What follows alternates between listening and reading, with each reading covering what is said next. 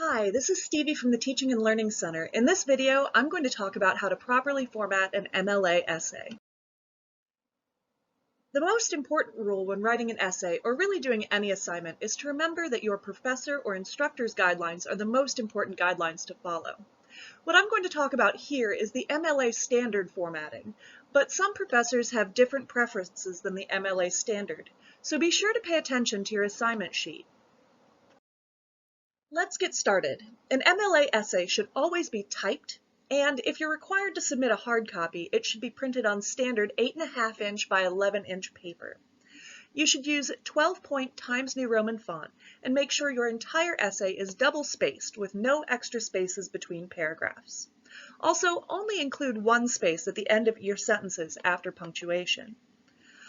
All margins on your essay should be set to 1 inch, which is called normal, and should be the default in Word and Google Docs. The first line of all your paragraphs should be indented 1/2 inch, which is also the default. Let's start by formatting the first page of your essay. In the upper right-hand corner, there should be a header with your last name and the page number. Make sure you insert this as a header so it's in the correct spot and it will update the page numbers automatically. Next, in the upper left-hand corner of your essay, type your first and last name and your instructor's name. You want to make sure you spell your instructor's name correctly, of course. Then include the date in MLA format, which is the numeric date, the month, and the year, with no commas. On the next line, type the title of your essay. Make sure your title is centered with no bold, underline, or italic typeface. You should use title case for your title, meaning all words start with a capital letter except articles, conjunctions, or prepositions. Here is an image of an MLA essay's first page. The author's last name and page number are in the top right corner. This student has everything required in the top left corner: their name, the instructor or professor's name, the course, and the date. The title is also correctly formatted. It is in title case and standard typeface. The margins are all 1 inch, and the first line of the first paragraph is properly indented. When you write the body of your essay, you should continue to indent each new paragraph 1/2 inch. This can be done by simply hitting the Tab key. There are a few formatting things to keep in mind when you are including sources in your essay.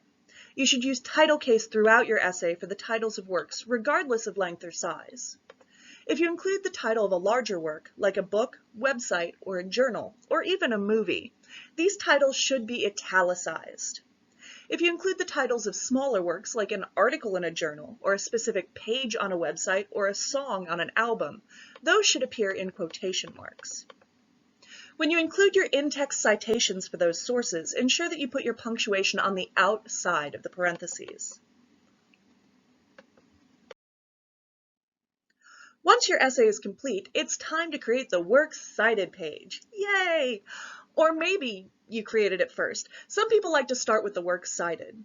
Your Works Cited page should be the last page in your document, and it should start on a new page, even if the last page of your essay only has a few lines of text on it. Your last name and page number should remain in the upper right-hand corner in that header you created.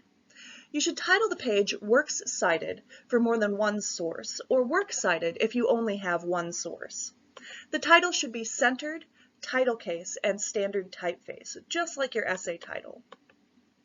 All citations should be double-spaced, but don't skip extra lines between your sources. Your sources need to be formatted with a hanging indent, meaning that the first line is flush to the left margin, and every line after that is indented 1/2 inch. For help with creating a hanging indent in Word and Google Docs, check out our hanging indent videos. All sources should be listed in alphabetical order by the first word that appears in the citation. If there's no author and the first part of your citation is a title that starts with an article, like the or a, you should alphabetize by the second word in the title. When formatting your citations, you should always include the location for online sources. But when that location is a URL, please remove the blue underlined hyperlink and the HTTP:/tag from the URL.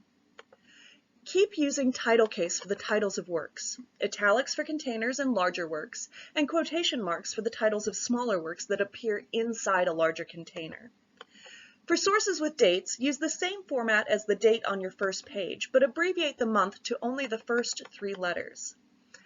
Lastly, end all of your works cited entries with a period, just like a sentence. Here's an image of a sample works cited page. With the hanging indent, it's easy to tell where each new source begins, which is why we don't need extra spaces in between. If you would like to learn how to create proper citations for different sources, check out our MLA Works Cited page video on the YouTube channel, or follow the link to it in the description below. If you still need help, Purdue OWL and their online writing lab has helpful pages and examples available, or you can reach out to your professor. Our writing consultants are also available via an appointment or on our new Discord server.